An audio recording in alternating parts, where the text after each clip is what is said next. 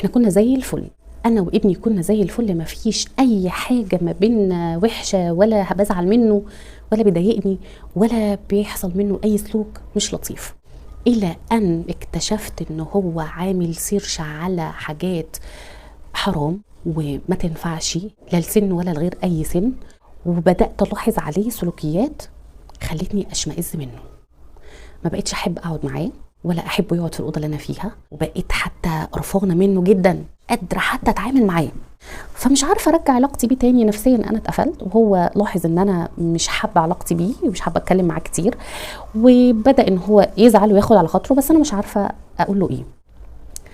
فلما سالتها، دي كانت كلاينت بتتكلم معايا وبعتالي المشكله بتاعتها، فلما سالتها ابنك عنده كام سنه، قالت لي عنده 13 سنه. قلت لها فين الاب؟ قالت لي الاب منفصل عني من هو لسه صغير، عنده تقريبا 7 سنين. طيب انتوا قريبين من حد من عيلتك، من اخواته، اخوات باباه، اخواتك، في راجل بينه وبينه احتكاك مباشر بالكلام، بيحصل ما بينه وما بينهم مناقشات؟ قالت لي انا مقطوعه عن كل الناس ومسخره حياتي لابني، بس عشان كده انا ما قدرتش اتخيل ممكن يطلع منه اي سلوكيات زي دي.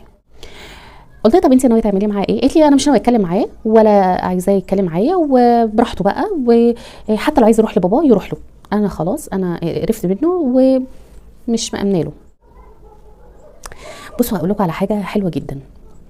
ربنا سبحانه وتعالى لما ادى الام القدره ان هي تحمل وتخلف وتولد وترضع وتعمل كل الحاجات اللي فيه كتير قوي، يعني مش هقول كتير من الستات، لان كل الستات معظمهم كده، بس مفيش راجل يعرف يعمل اللي الست بتعمله. حتى في ادق الحاجات اللي زي دي، زي الموقف اللي انت حكيتي عليها او الكلاينت دي حكت عليها، في رجاله كتير ما بتعرفش تتصرف، مع انه راجل زيه ومر بالتجربه بتاعته وعارف احساس الطفل او الولد ده عامل ازاي في السن ده.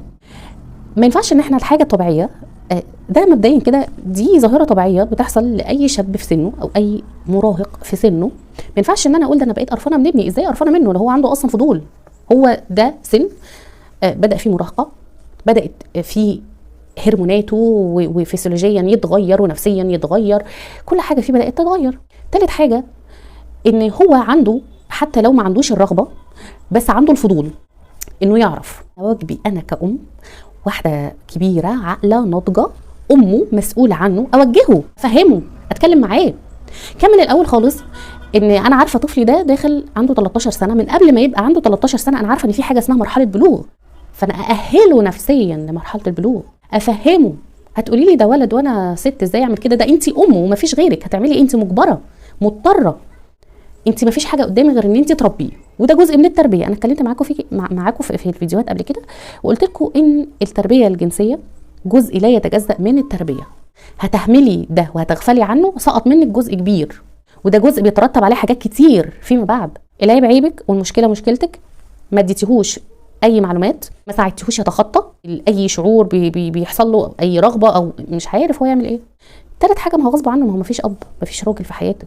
يعني لو انت مثلا اديتي له اوبشن ان يكون في اب في حياته، او ان انت اتفصلتي لاي سبب انا ما سالتكيش او ما جاتش الوقت ان انا اسالك لان الوقت كان ضيق في المكالمه، مفيش الاوبشن بتاعي ان بابا يكون موجود او عمه او خاله، فانت هتضطري اسفه معلش انك تحاولي تصلحي اللي اصلا انت ما اديتيهوش فرصه انه يتكسر، انك ما اختبرتيهوش اصلا. هتبداي تقعدي تتكلمي معاه. اول حاجه ما تعرفوش ان انت شفتي حاجه، ما تكسرهوش قدامك، ما تخليش الذنب اللي حصل او السلوك اللي حصل عادي مستباح. فماما كده عرفت، في الهيبه بتاعت ان انا وياي لو ماما عرفت، ماما خلاص كده عرفت، مش هينفع، وما خدتش رد فعل، اصلا انت مش هينفع تاخدي رد فعل زي ما انت حاطه في دماغك. انت مش هتعرفيه ان انت عرفتي حاجه من الاول خالص اللي انت ما عملتيهوش.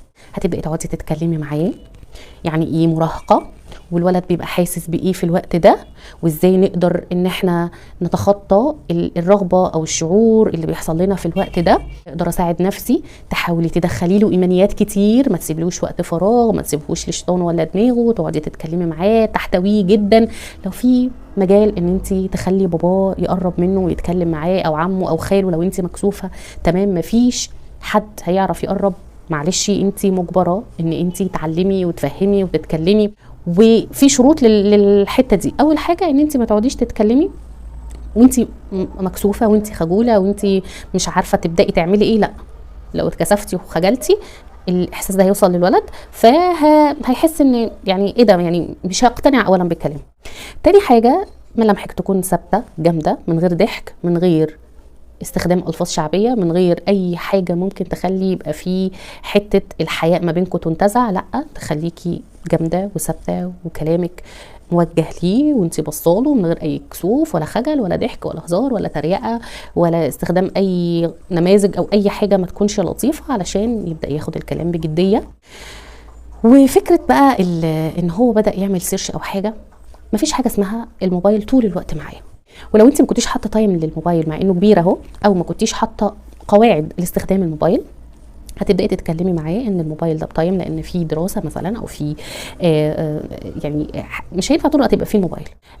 رفض، يبقى انت تشغلي وقته بطريقه انت تكوني عارفه ان الطريقه دي تضمن لك ان هو مش هيبقى فيه وقت فراغ كبير. تودي نادي، توديه يحفظ قران، مجالس علم، تقعدوا مع بعض تتفرجوا على التلفزيون، ولا انت قاعد فوق لوحده تعالي اقعد معايا، انت قاعد لوحدك ليه، تخبطي عليه وتقعدي معاه شويه. حاولي ان انت تقربي منه جدا. واخر حاجه وعايزاكي تعرفيها، ان بيكي من غيرك، باللي بتعمليه او من غيره، هو عنده شعور حتى احساس مختلف عن قبل كده. بقى شاب عنده هرمونات، عنده رغبه، عنده حاجات كتير بتبقى عند الولاد. انت ممكن تكوني حتى لو كنت مريتي بحاجات مشابهه ليها كبنت في مرحله المراهقه، عند الولاد بتبقى اقوى. وغصب عننا مش هنعرف نسيطر على كل حاجه بتحصل لهم، بس نقدر نتعامل بالطريقه اللي نقدر عليها ومناسبه لعلاقتنا مع بعض، ومناسبه اللي هو ولد وانا امه بنت او ست. ففي حاجات مش هنعرف ان احنا نوصل لها قوي مع ان احنا بنحاول. ربنا يعينك يا رب، ويعينه على المرحله الصعبه، مرحله برضو مش سهله، مرحله المراهقه خاصه بيكون مفيش اب فيها. لا تشدي قوي ولا ترخي قوي ولا تسيبي خالص، خليكي معتدله منصفه حنونه قريبه، وما تسيبهوش لوقت فراغه ولا شيطانه ولا الموبايل، ولا تكبتيه وتخنقيه وتحسسيه ان انت سجن عليه.